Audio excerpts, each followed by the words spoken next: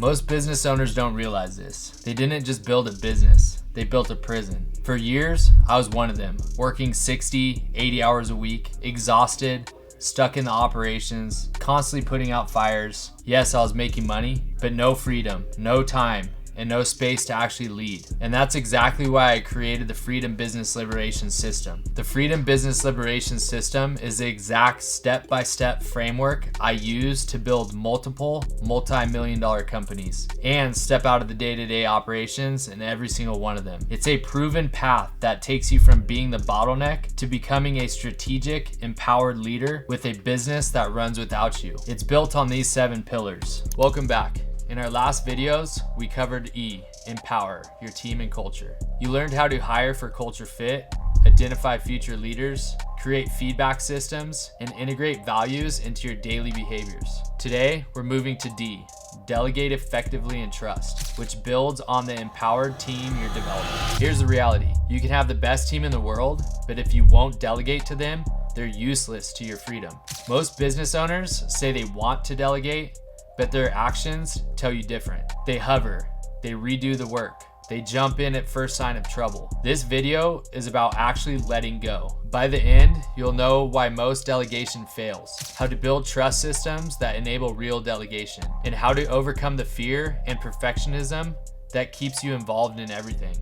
So let's dive in. Here's what I see all the time. Business owners who say, I've tried delegation, it just doesn't work. And when I actually dig into what they actually did, here's what I find. They dumped a task on somebody with zero context, minimal training, unclear expectations, and then got frustrated when it came back wrong. So they took it back, did it themselves, and said, see, I told you I have to do everything myself. That's not delegation, that's task dumping. And, of course, it doesn't work. Real delegation requires clear expectations, proper training, accountability systems, and trust building. It takes effort up front. But here's what most owners miss. The effort you invest in delegation now creates time leverage forever. You do the work once to train somebody and they can execute the task 100 times without you. The alternative, you do the task 100 times yourself. That's not efficiency. That's a prison sentence. Without effective delegation, you are the bottleneck.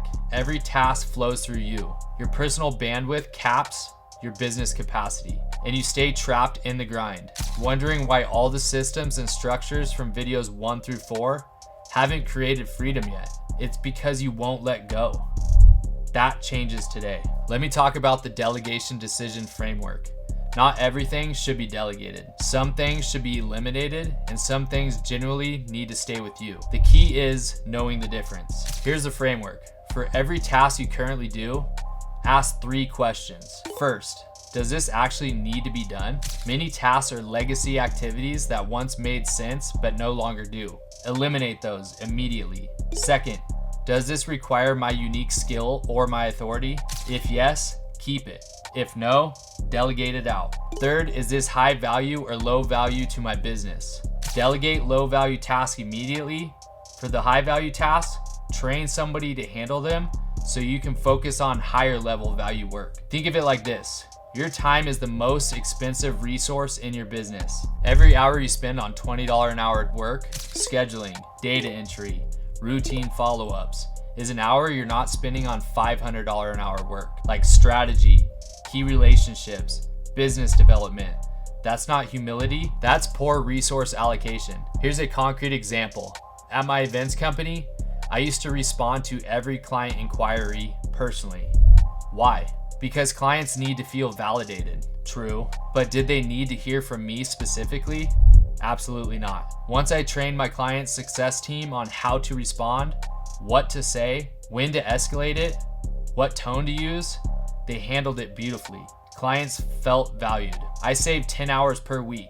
That's called leverage. The puppet master analogy from our framework. You're currently controlling every string in your business. If you let go, you think everything will collapse. But here's the problem.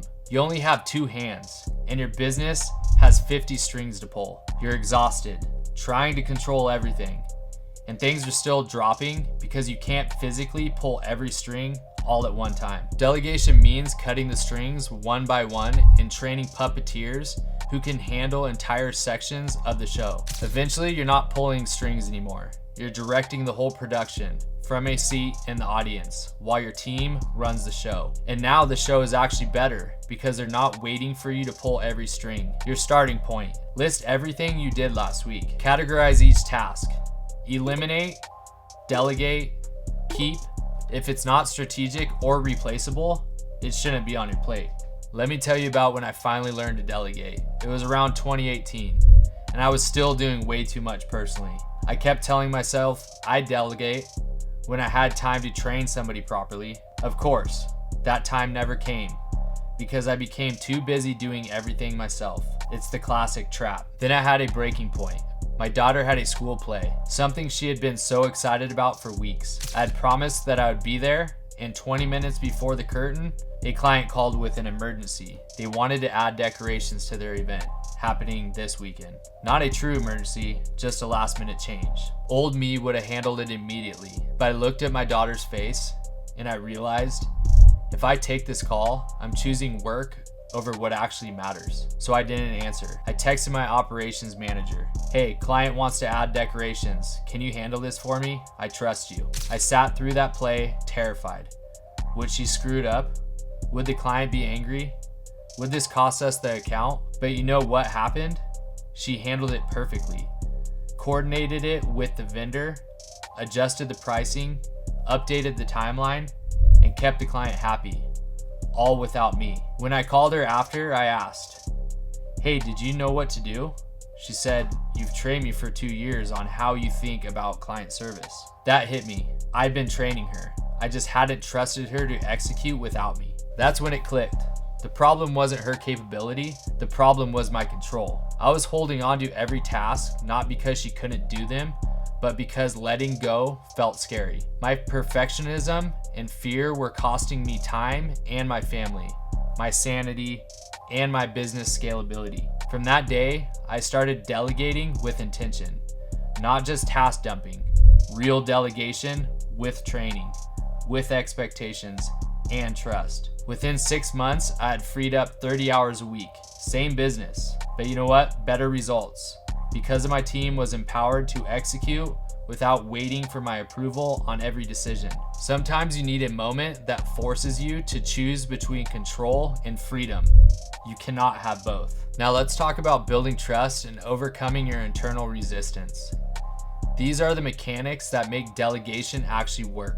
First, trust building systems. Delegation without trust is micromanagement.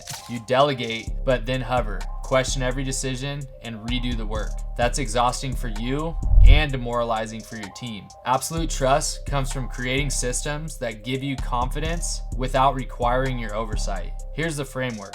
Start with training. Don't delegate something you haven't shown them how to do.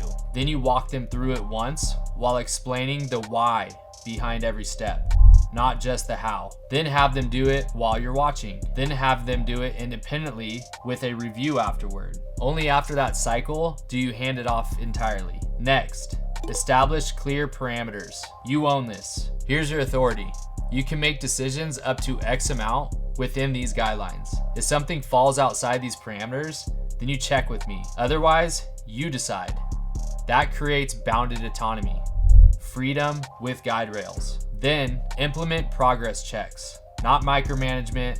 These are scheduled reviews. Every Friday, give me a 5-minute update on how these projects are going. Not asking permission, just keep me informed. This gives you visibility without taking back control. Over time, as trust builds, those check-ins become less frequent. Now, the psychological barriers. Here's what really stops delegation.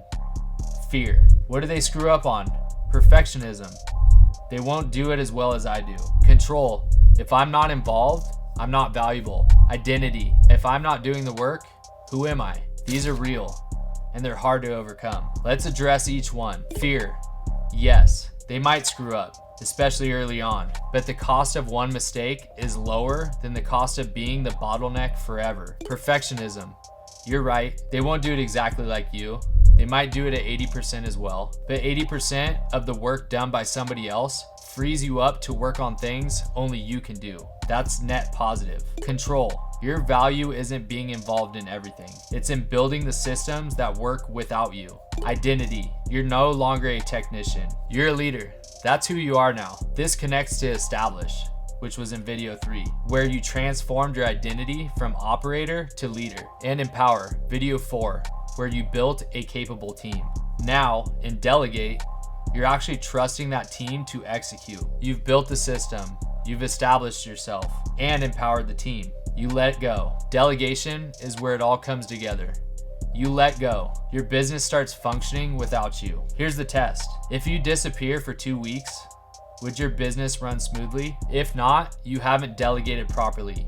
You have transferred tasks while maintaining control. Real delegation means they execute independently, and it improves over time because they develop mastery. Start here. Pick one task you currently do. Train somebody properly. Set clear expectations, then you let go completely. Review results weekly for a month, then you back off. That's how you build trust and overcome your control issues. Great work today. You just learned the 5th pillar of freedom. Delegate effectively and trust. You now understand the delegation decision framework, how to build trust systems without micromanaging, and how to overcome the fear and perfectionism that keeps you from delegating. That's the letter D in freedom. You're getting really close. This is the lever that multiplies your time. Every task successfully delegated creates hours you can invest in higher value work. That's how you finally start working on your business and not in your business. Keep going. Next up is O, optimize. This is where we'll cover how to build contingency plans. Nothing critical depends on a single person. This is where we'll develop leadership depth throughout your organization. And we will create dashboards that give you visibility without requiring constant involvement. This is where everything clicks, where your business starts running without you. I'll see you there. Congratulations, you've completed the Freedom Business Liberation System. At this point, you have all the tools. You have the framework. You have what you need to implement the Freedom System on your own. But here's the real question you need to ask yourself. Do you have the accountability to actually work through every single pillar and execute the practical applications inside your business, even when you get busy or distracted or you hit resistance? I want to give you one option that will accelerate everything you just learned. If you want the accountability and real-time support, there's an additional resource that includes 8 weeks of Zoom coaching with me. We'll go pillar by pillar, week by week, focused on the practical implementation. What to do first, what to do next, and you can bring all your questions, your real situations, and your real roadblocks. I'll walk you through it so you're not guessing and you don't stall out. If you're ready to move faster with clarity and accountability, click the link below and I'll see you on the first call.